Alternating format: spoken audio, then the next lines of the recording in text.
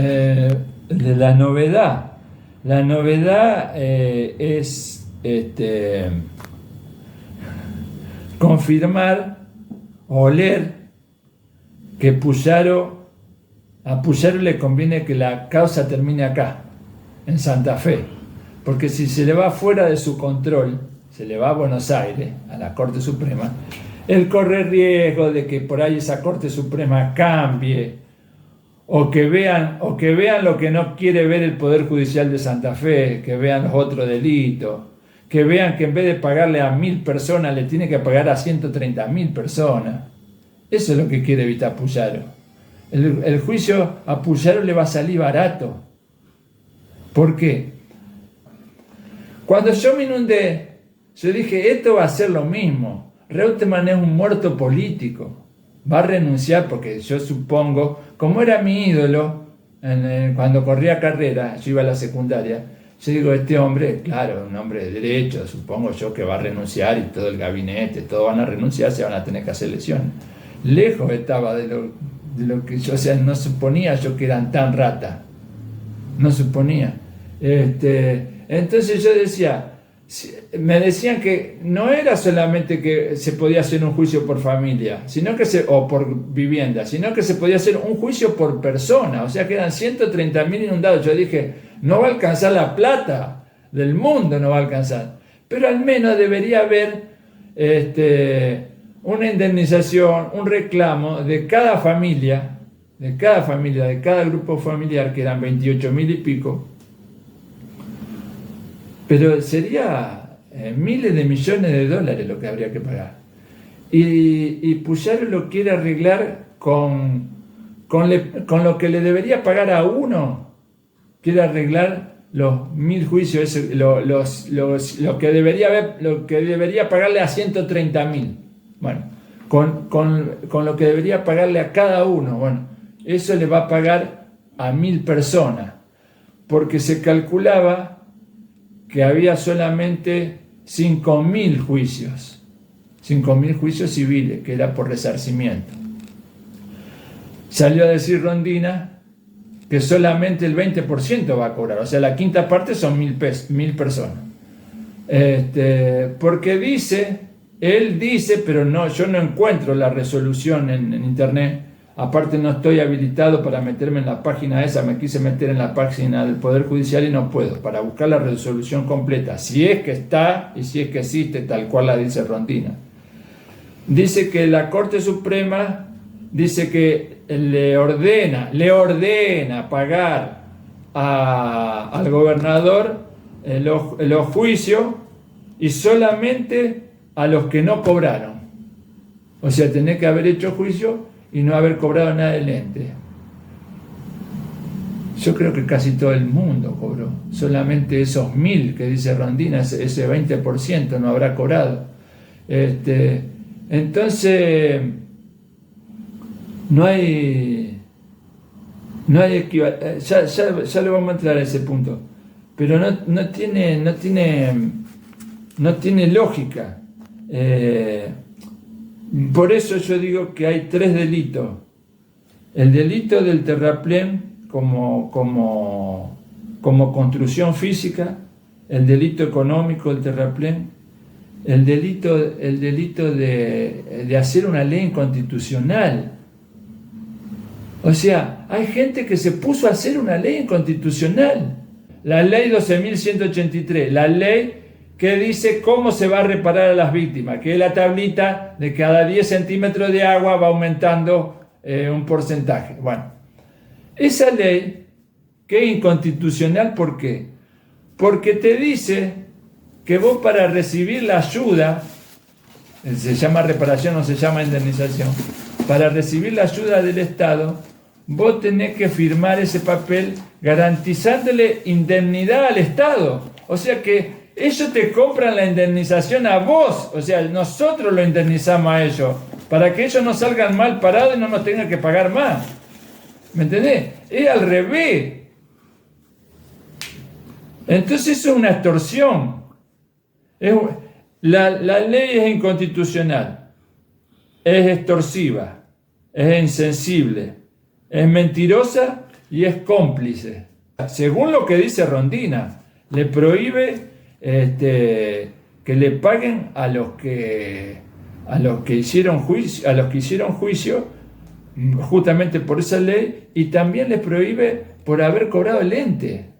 Se hace una ley, que es la 12.106, que dice que va a haber una unidad ejecutora de la... Mirá el nombre que le pusieron. Unidad ejecutora de la recuperación... No, unidad ejecutora de la recuperación de la emergencia hídrica y pluvial. Pluvial viene de lluvia. O sea que lo que hubo en Santa Fe fue una lluvia.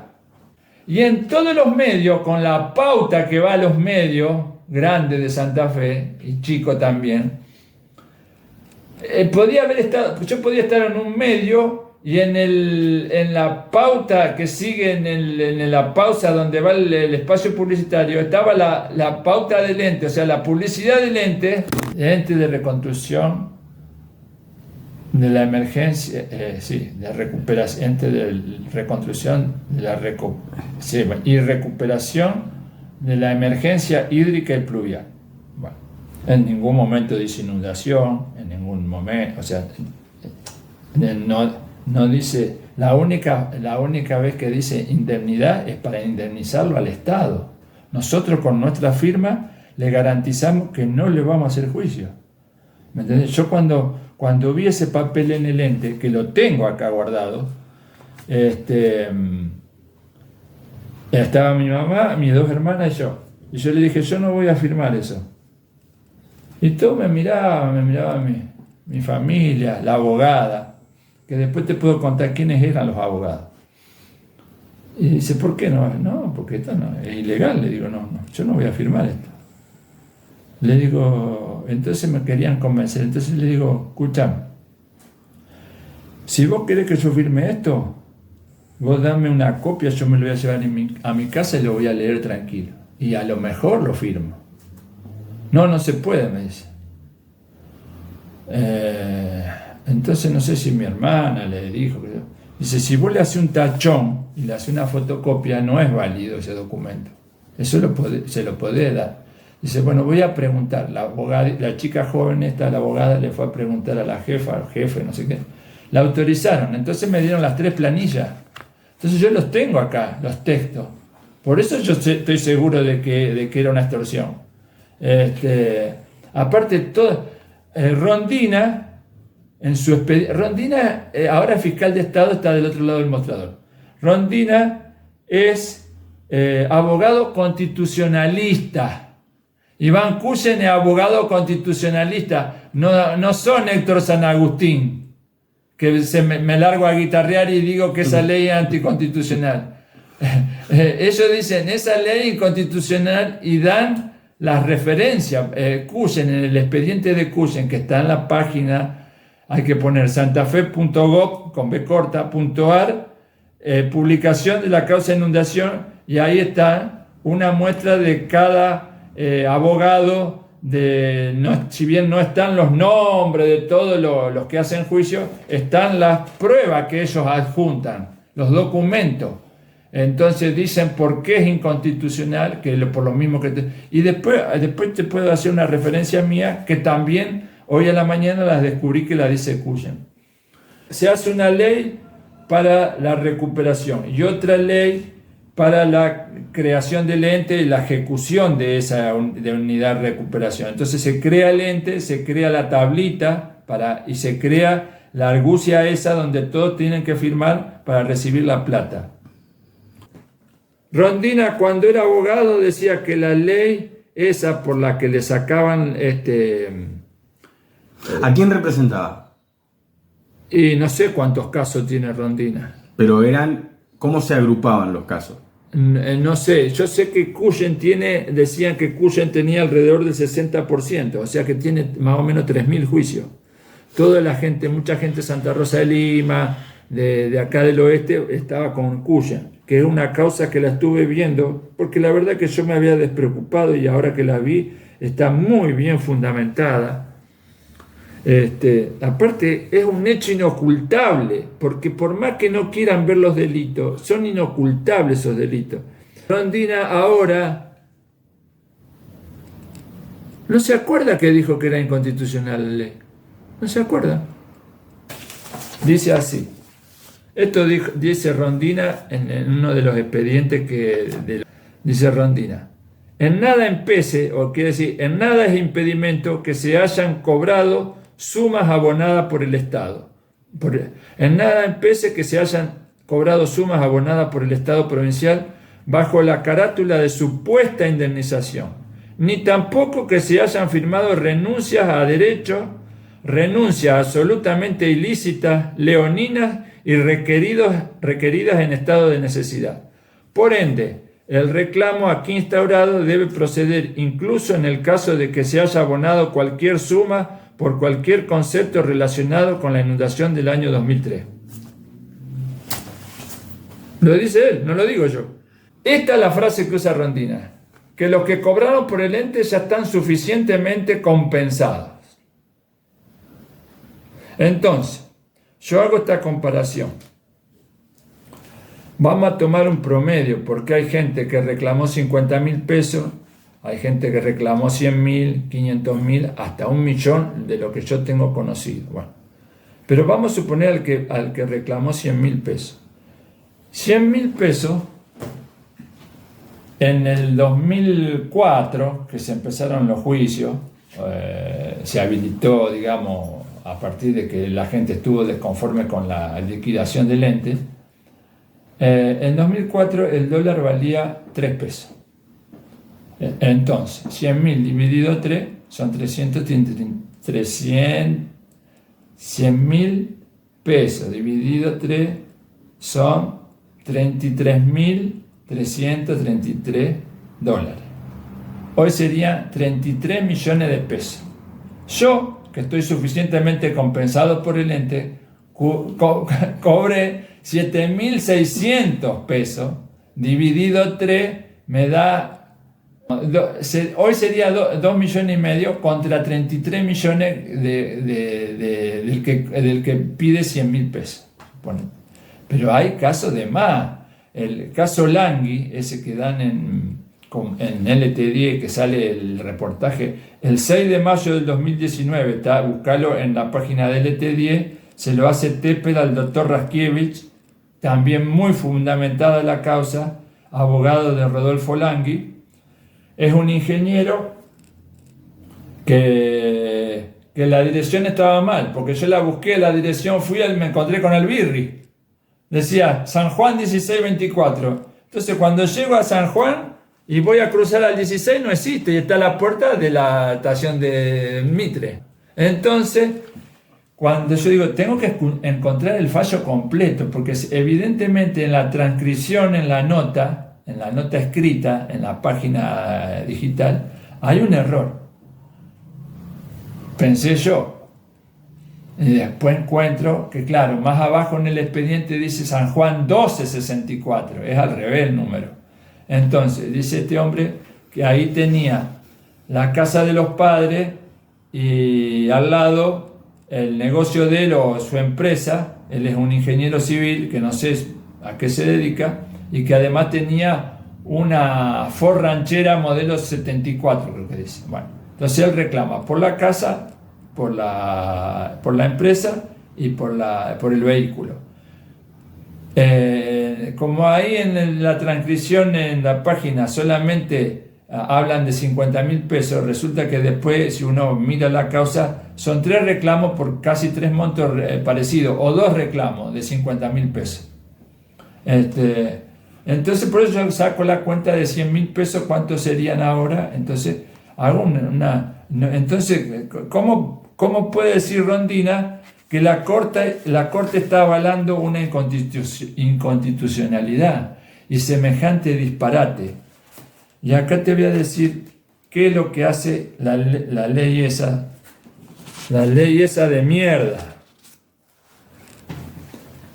Dice, hacer una ley inconstitucional es delito, porque si se la hace a sabiendas es delito. A mí me parece que se pone a hacer una ley, no la hace porque se le ocurre. Tiene que saber si es constitucional o no, pero si vos la haces sabiendo y es inconstitucional, por lo tanto todos los legisladores de esa época son todos delincuentes. Entre los que sancionaron esa ley estaban los mismos inundadores. Estaba Tibaldo, que era administrador de vialidad en la época que se generó el proyecto. Estaba De Petri, que era secretario de Obras Públicas en el año que se ejecutó el proyecto, año 96. Estaba Mercier, que es este delincuente que yo digo que debería estar preso. Estaba Alberto Emilio Maguit,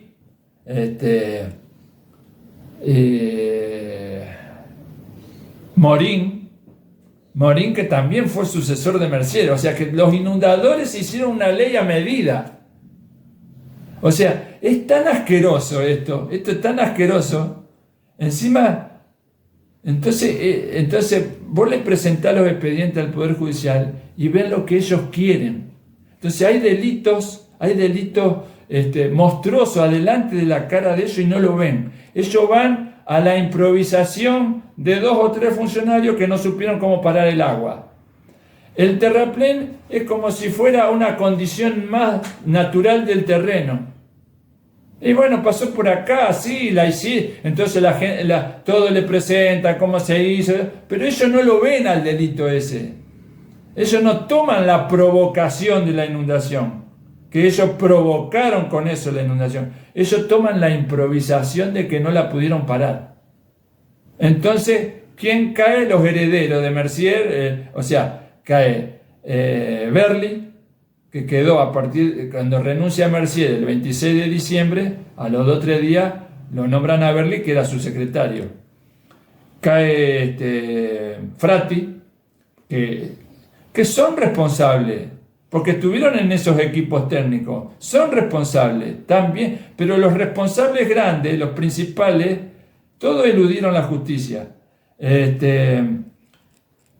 Cae el intendente por abrir la boca, porque él que dice que no, y en un video sale diciéndole a Hammerly que sí, que se va a inundar Santa Fe. Reutemann sale diciendo que se va a inundar Santa Fe. Y bueno, el primer y último responsable es Reutemann. Pero la ley del ministerio dice que el responsable de las obras de defensa es el ministro, y el ministro era Mercier y después fue Morín. Antes de seguir con la ley inconstitucional, te quiero decir algo. Acá. Estuve buscando,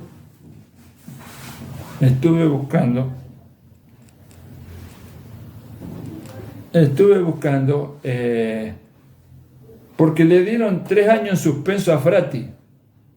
Yo digo, ¿por qué le dieron 3 años en suspenso a Frati? Yo ya lo tenía como algo, pero no. La verdad que yo desde que salió el fallo ya me despreocupé de la causa, no la seguí muy a fondo. Y digo, ¿cuál es la ley que le da la pena? Entonces yo busqué una ley que se llama Ley Delito contra la Seguridad Pública. Entonces el artículo 188 dice que el delito de inundación se configura cuando hay destrucción de una obra de defensa o inutilización de la obra de defensa contra inundación. Pero además tiene que haber que esa inutilización o esa destrucción de la obra de defensa provoque el desvío del río y provocar un peligro común para bienes y personas. Para bienes y personas. Bueno. La inutilización se hizo en un dibujo, en el proyecto, en el plano, ya viene inutilizada la obra. O sea que la primera condición se cumple.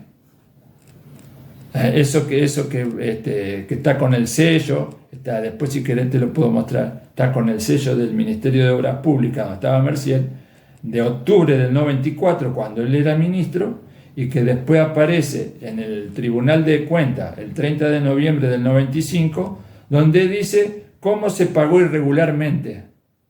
por encima de la ley de obras públicas que permitía solamente pagar, se podía dar ampliación de obra al mismo que estaba trabajando solamente si la obra no pasaba de un 20% adicional al primer tramo. Y esta obra pasó el 48%. Se pasaron 2 veces el límite. Pasaron a los 20, pasaron el 40 y llegaron al 48. O sea, 2 veces 28 puntos más de lo que estaba permitido. Y está refrendado, está o sea, eso lo presentó, en su momento era diputado, el diputado Hugo Marcucci. Lo hizo público y lo presentó en la causa. Es un delito económico. Bueno, eso no lo ven, porque un juez que está analizando un expediente dice, sí, voy a castigar la inundación, pero primero hay un delito porque construyeron una estafa y después hay otro delito porque hicieron una estafa económica también. Eso no lo ven. Siguen de largo con la improvisación. Entonces castigan a los últimos orejones del tarro, que fueron Álvarez, Frati y Berli.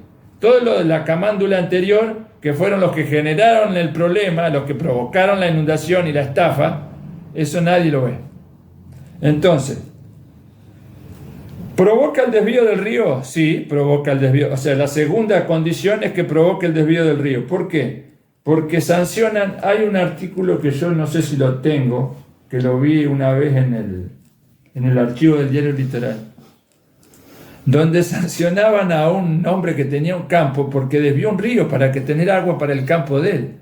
Le puso un tabique ahí en una parte del río y se lo desvió para su campo, entonces él podía regar todo lo que tenía sembrado. Bueno, es un delito, por eso lo sancionaron a ese hombre. Bueno, acá, al lado del terraplén, hicieron una avenida de circunvalación que recorría Santa Fe de punta a punta. Y para pasar esa avenida de circunvalación, rompieron el terraplén Irigoyen Viejo. Entre calle Corriente y Primera Junta, ahí hicieron un hueco para que pase la circunvalación hasta el sur. Bueno, hicieron un desvío del río y le hicieron un canal. Por ahí se inundó todo Santa Fe, por el fondo, por el oeste. Bueno, esa es la segunda condición. ¿Provocaron un peligro común para bienes y personas? Me parece que sí, porque hubo muertos. Hubo 23 muertos y a Frati le dan 3 años en suspenso. De 3 años a 6 años. Le dieron 3 años en suspenso a Frati. Pero a los que generaron ese proyecto mortal, yo me lo tengo que cruzar por la calle a Mercier y hacerme el estúpido.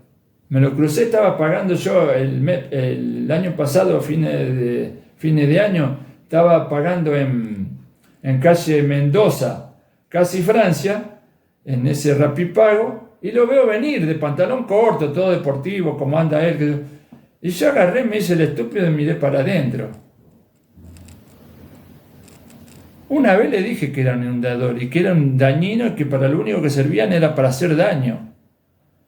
Y tienen una costumbre de hacer daño. Ese es el neoliberalismo. La costumbre de estafar. Eso de perjudicar. O sea, son como... Yo una vez dije en un programa de radio que son antropófagos. Pero no es que se comen a la gente, se comen la vida de la gente. No tienen otra forma de vivir. Quieren llegar a algún lado y quieren llegar rápido. Como es Puyaro. Puyaro, que supuestamente ahora es bueno porque quiere pagarle a esas 1000 personas, es un alcahuete de Macri. O sea, si se pasó de ser ministro de un gobierno socialista a ser gobernador del partido de Macri, es como si un judío que estuvo en Auschwitz se pasa a ser gobernador de Hitler. Es lo mismo, es un nazi. Puyaro es un nazi.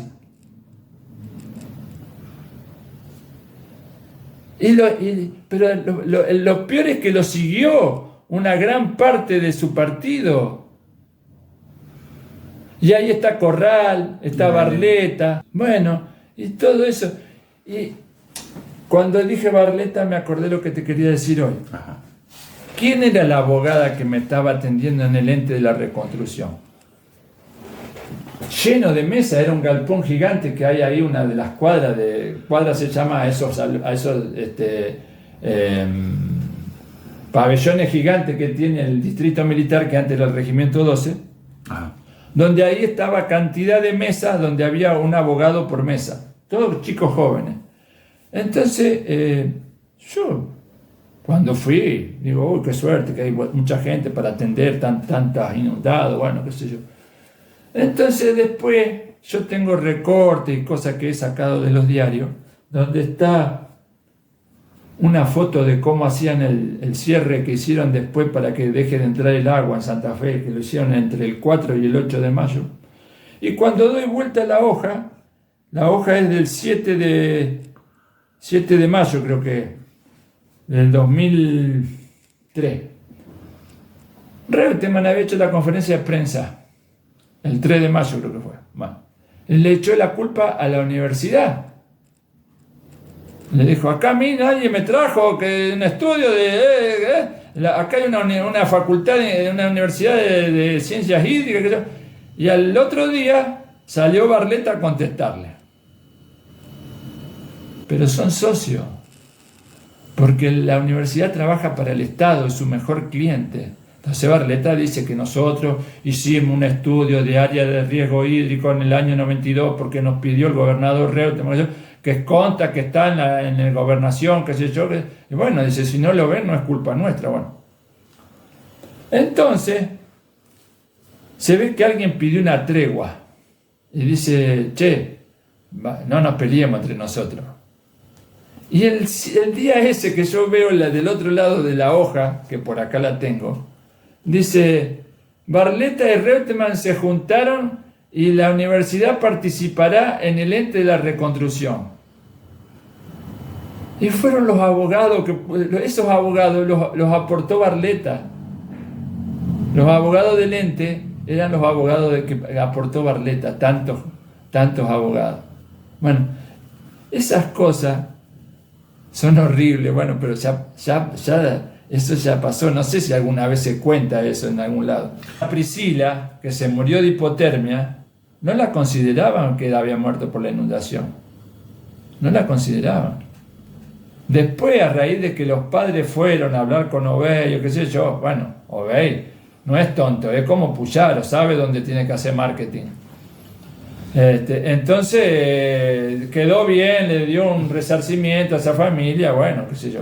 O sea, fueron tapando agujeros, taparon agujeros con Colón, porque cuando Colón le dijo que le iba a hacer juicio, Forconi lo llamó a los dirigentes de Colón. No, che, ustedes no van a hacer juicio, porque Colón es Colón. No es San Agustín, que lo tiramos a un costado. Si le hace un juicio a Colón es como si le hace el juicio todo Santa Fe. Entonces, bueno, esperen, no hagan juicio, no hagan. ¿Cómo es el asunto? ¿Cuánto piden ustedes? Bueno, le damos, toma, 4 millones. Pedía Colón en ese entonces, creo que eran 4 millones. Yo te digo, la ley que quiere convalidar el Poder Judicial de Santa Fe, según Rondina, yo digo que hacer una ley inconstitucional es delito. La ley 12.183 está basada en desigualdades. Desigualdad de necesidad. Está el que necesita reparar su casa para tener donde vivir y el que puede alquilar, puede esperar. Desigualdad de posibilidades. El que puede y el que no puede. El de poder esperar y aguantar. Y después cobrar, a los 21 años cobra. Hay gente que no puede esperar ni 21 minutos. ¿Me entendés? Pues desigualdad de conocimiento entre verdad y engaño. Porque había gente que pasaban 2, 3 años y todavía seguía diciendo que había sido una creciente. Y ahora Puyaro sacó un plan de que le va a hacer las escrituras gratis a las víctimas de catástrofes naturales. Y vi que en un reportaje le decían, bueno, esto se agrega a la reparación del ente. Si no fue una catástrofe natural. Entonces, crea la desigualdad según la conveniencia de uno, la conveniencia de otro, puede cobrar, puede no cobrar, le puede parecer bien que no fue un delito o le puede parecer que un delito. La desigualdad de poder investigar o no, porque hay gente que puede investigar y hay gente que no puede investigar y agarra lo que venga. A mí un amigo me dice, siempre que venga de arriba agarra todo, flaco, menos un rayo, agarra todo. Dice, entonces, yo escribí así, está hecha para indemnizar a una sola parte, al Estado. Al Estado, que es la parte perjudicataria, no sé si está bien ese término. El Estado alega desconocimiento o sorpresa cuando en realidad el Estado conocía todas las condiciones para inundarse Santa Fe. La ley no tiene imparcialidad entre las partes. La capacidad de engaño del gobierno y la capacidad de encontrar la verdad del inundado al que bombardea con el marketing del ente. Puyaro tiene miedo que el juicio se vaya fuera de la provincia de Santa Fe, donde no tenga influencia y donde le termine saliendo más caro o un poquito más caro. Si se pierde el control de la causa fuera de Santa Fe, tanto más incierto puede ser. La ley establece un pacto entre sometedor y sometido, o sea, entre inundadores e inundados, y condiciona a las víctimas, las extorsiona para que no se quejen ni reclamen la investigación de la verdad. Reduce a las víctimas. Si inundar es ilegal, ¿qué problema? Hacemos que sea legal. Tac, tac. Te inundaste, la responsabilidad es tuya, jodete. ¿A dónde iría la causa de inundación? La causa de inundación, teóricamente, seguiría a tribunal de la Corte Suprema de la Nación y después a un tribunal internacional. En la Corte Suprema de la Nación, el presidente de la Corte Suprema de la Nación es Rosati, que es el mismo que inauguró esa obra. ¿Qué esperanza puedo tener yo? ¿Me entendés? Te puedo contar la historia de Rosati. Eso es para otro capítulo. Entonces yo digo que Rosati debería excusarse. Porque no puede ser juez y parte. O sea, Rosati no se va a castigar a sí mismo. Entonces él debería excusarse y poner otro. Rosati en el 2004 fue nombrado ministro de Justicia de la Nación.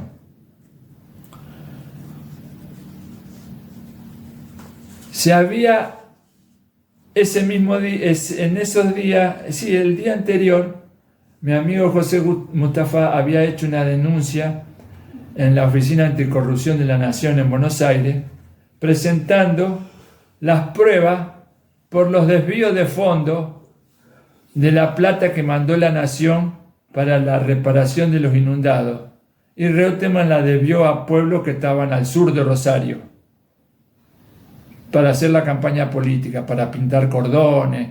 Bueno, todo eso para hacer la avenida Alem, para hacer carrera de auto, fue lo primero que se encaró. Todo se hizo con la plata que mandó la Nación para la inundación.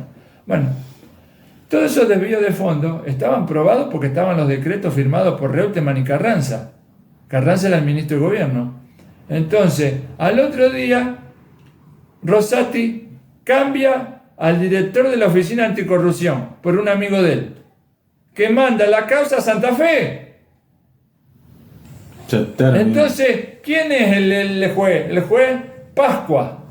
Lo cita Carranza. Venga, ¿usted firmó esto? Sí, dice, pero porque acá son 29 decretos.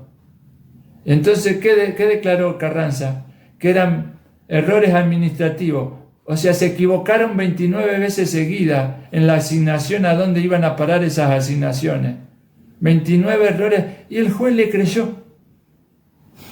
Y después de cometido el delito, a los meses, leo yo en el Litoral que el ministro de Economía, Walter Agosto, el ministro de Obey, anuló esas asignaciones, las reasignó con partidas de rentas generales y camufló el delito. Eso es como si vos te llevas la plata a otro lado, yo te descubro, me dice, esperá, que ya te la devuelvo. Pero yo la necesitaba hoy para reparar los inundados, no al año siguiente. Porque ahora los inundados, este que yo le iba a dar la plata ya se murió ahora. A lo mejor se podía haber hecho atender en una clínica, algo. Bueno, eso hicieron. Yo estuve presente, no sé si fue en el 2009, que ahí después al poco tiempo me hicieron el reportaje. Creo que fue en el 2009 cuando se hicieron esos primeros juicios en los tribunales federales por las causas de derechos humanos. Ajá. Bueno, donde testiguaron las mujeres. Entonces, se había puesto un parlante afuera y estaba lleno de personas ahí interesadas en lo que estaba pasando. Y decía, autor penalmente responsable de tormentos contra, daba el nombre de las víctimas, o de 30 tormentos contra fulana. Yo decía la palabra tormentos, me caía tan mal, decía tormentos, una tormenta dentro de tu cuerpo, decía yo, tener una tormenta en tu cuerpo. Y yo decía, esto pasó en mi patria. Esto pasó en... ¿Y yo qué hice? Yo no hice nada. ¿Cómo no me enteré? ¿Cómo no pude hacer nada? Entonces, cuando hay miles de casos y miles de casos de esa gente que hizo eso, tormento, yo veía que todo el mundo cuando anunciaban la pena, 25 años, cadena perpetua, ellos festejaban y se abrazaban, y a mí me dio ganas de llorar. A mí me daba ganas de llorar porque yo digo, ¿cómo? No puede ser esto, no puede ser. Entonces, hay algo que solamente a mí me reconfortaba, que era cuando a lo último de la pena, que después de los años de cárcel, decían, inhabilitación absoluta y perpetua. Esa es lo que yo busco. La inhabilitación absoluta y perpetua de estos tipos. Por eso yo creía que Reutemann iba a ser un muerto político, que Obey iba a ser un muerto político, que Mercier iba a ser un muerto político. Y eso no lo tengo. Esa es la utopía para mí. Que los inhabiliten de por vida. Que no puedan ser ni barrenderos de la calle. Con todo el honor que representa ser barrendero de la calle. Pero esa gente, y más, después de ocultarse, es peor. Porque fueron tapando con un delito nuevo el delito anterior. Con el delito del ente tapaban el delito de la inundación.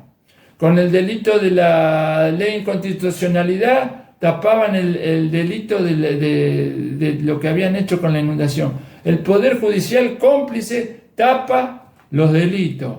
La legislatura al servicio de tapar delitos. Es una cadena interminable. Un delito tapando otro. Así, hasta el infinito. Entonces, lo único que a mí yo sé que yo soy un idealista, que no va a pasar, pero bueno, y no me convence a mí de que se hayan muerto y que decir bien, se murieron. No, eso no, ni fu ni fa, porque todos nos vamos a morir. Yo lo único que hubiera visto es la condena, el castigo, para que sirvan de ejemplo, para que el que viene atrás y que está, yo siempre le decía a un amigo, porque el amigo me decía, yo a Reutemann lo mataría. Le digo, vos lo vas a matar, pero hay una fila larga atrás de Reutemann para hacer lo mismo, para cumplir el mismo rol y para hacer lo mismo. Le digo, no tiene sentido matarlo. El asunto sería castigarlo para que siente jurisprudencia, pero para que el que viene atrás haciendo la cola no le sea tan fácil, o que por lo menos tenga un poquito de miedo de hacerlo.